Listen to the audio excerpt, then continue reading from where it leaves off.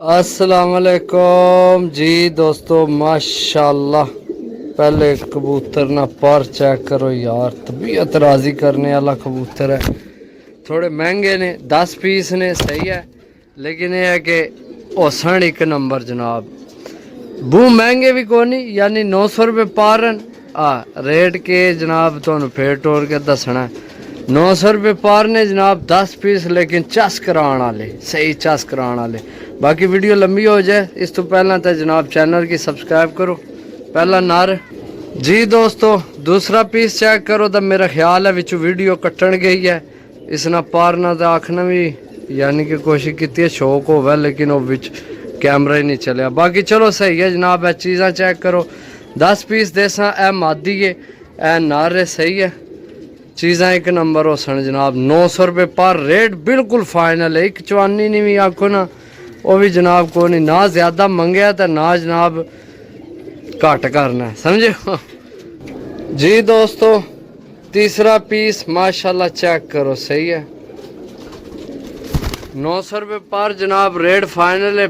Piece एक number हो सन जनाब, अच्छे पीस जी दोस्तों, माशाल्लाह चेक करो। चौथा पीस, सही है, चेक करो जनाब, ए चौथा पीस है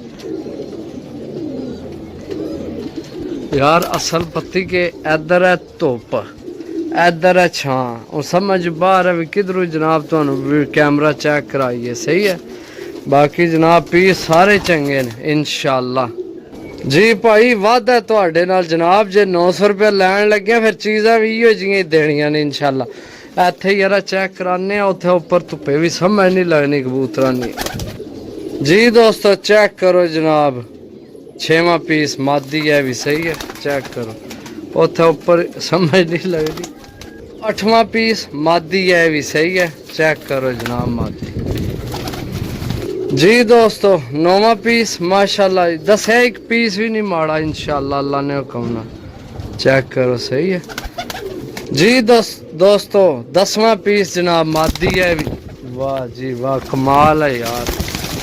एक मिनट मैं जरा इन्हें सामने लावा तो एक बार फिर तसली नाल नजर आवन, चेक करो। हूँ आए आइए चस जनाब, 10 पीस ने साफ सुथरे। लैने हो तो रबता कर सकते 0355 52 40 603।